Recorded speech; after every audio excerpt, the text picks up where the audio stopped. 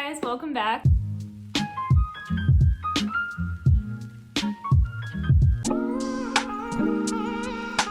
Man, it has been a hot minute since I have made like a Canada sit-down video. If I'm being honest with you guys, I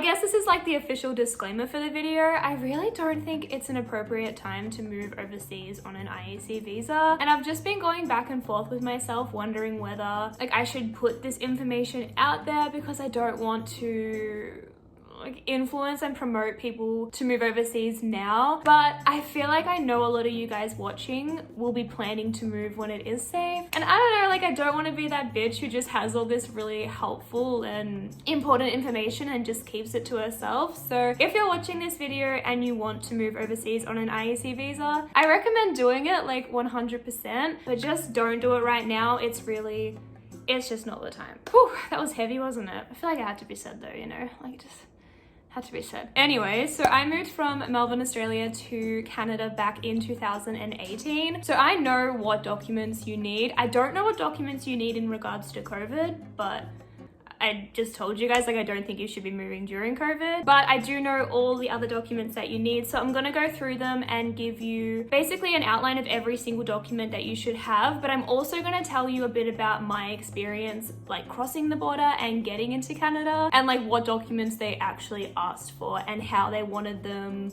to be like put together.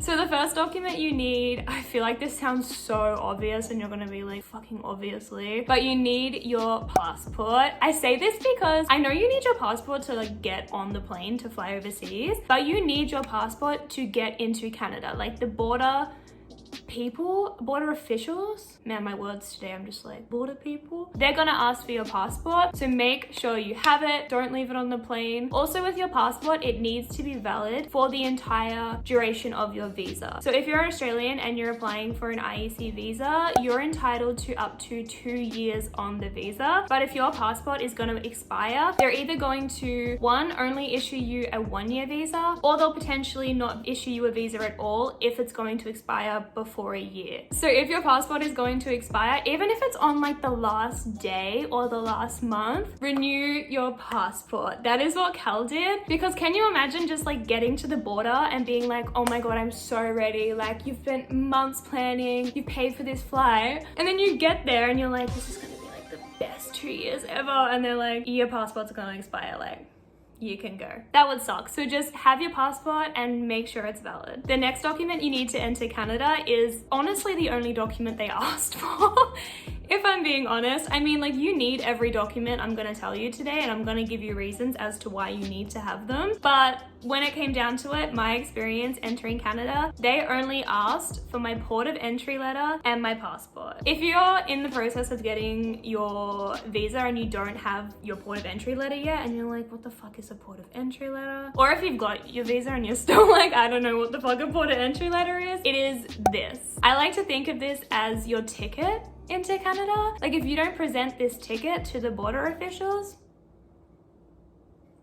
you're not getting in. So if there's a document to have, even like printed twice and just like triple check to make sure you have, it is your port of entry letter. So next is your travel insurance documents. I get a lot of questions asking, how do I have my travel insurance documents to show? And what you're going to want to have printed out is your travel insurance like confirmation, the page that says like, hey, this is your policy. They didn't ask for this document from me, but I read that they can actually turn you away if you don't have travel insurance. Like anything, it's gonna depend on the border official that you get, but that would fucking suck, like getting there and not having travel insurance and then them being like, not only should you have this document because you could potentially not get let into the country, you honestly should just have travel insurance, because I feel like I don't even need to say it, but like you need to have travel insurance. We have used our travel insurance to make like 8 claims, I think so far. So it's honestly paid for itself. And I know so many people who have hurt themselves over here and then had to go to hospital and pay for it and paid more than their travel insurance would have cost to buy it in the first place. So just don't be that bitch who thinks they won't get hurt or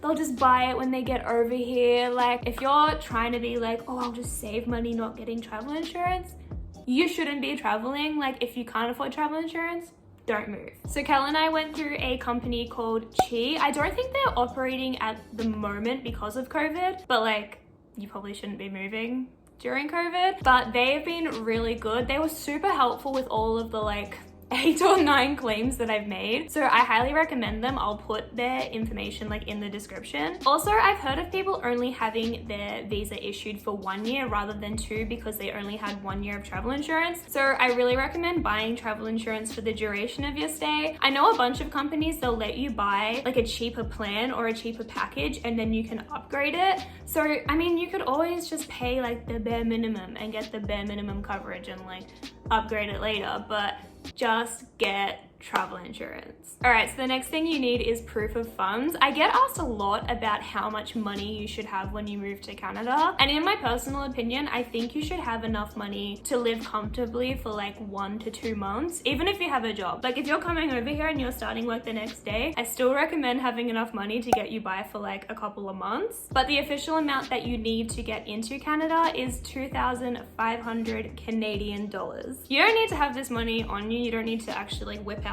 fucking like all this cash and be like, hey, like I have $2,500. You just need to prove that you have it. So what we did was we printed out our bank statements and they never asked for them. Like I said, I only got asked to show the port of entry and the passport, but we had our bank statements all printed out with the amount there. One thing as well, you need to have had that bank statement printed or issued in the last 7 days, because if it's any older than that, you could have transferred the money, you could have spent the money, and they're not going to take your word that it's still there. You need to prove that it's been there for the last week. Going on from that, another document you need to have is proof of a flight home or proof of enough money to be able to fly home. And this amount to be able to book a flight and go home needs to be on top of your 2,500. If you have a larger amount of savings, which I'm just going to be real with you guys, I did, you don't really need to worry about this as much. But if you don't, which is totally fine, I recommend just looking up flights from wherever you're going to in Canada back to wherever you're going back home in Australia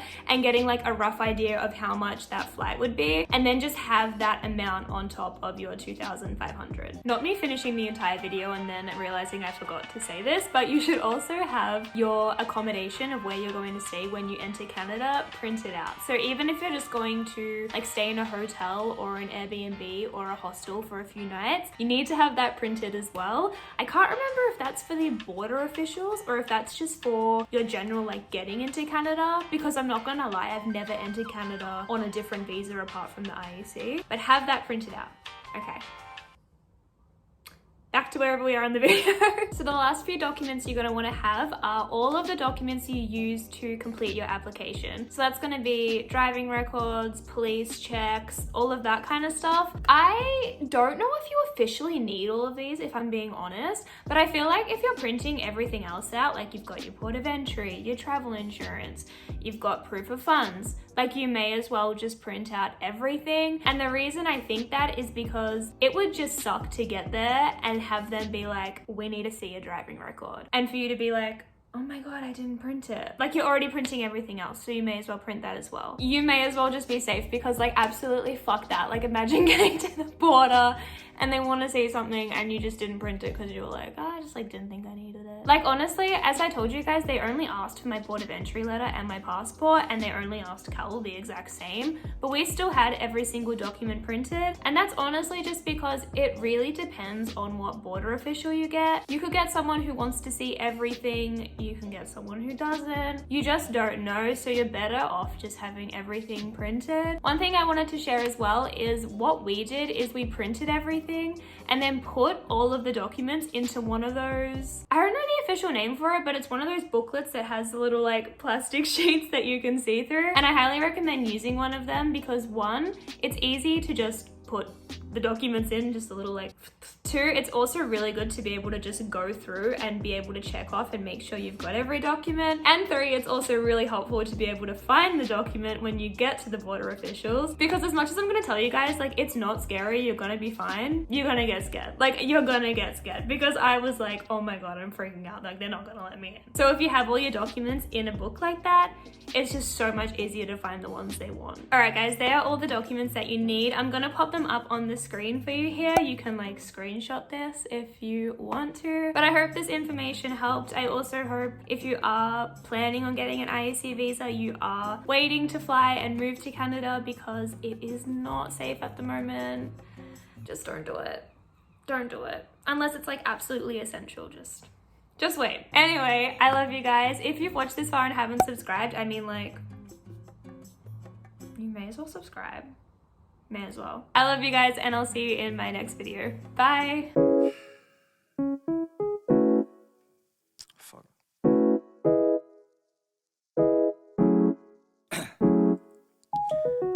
Down, yeah. I've been feeling so down, yeah. Can you tell me why?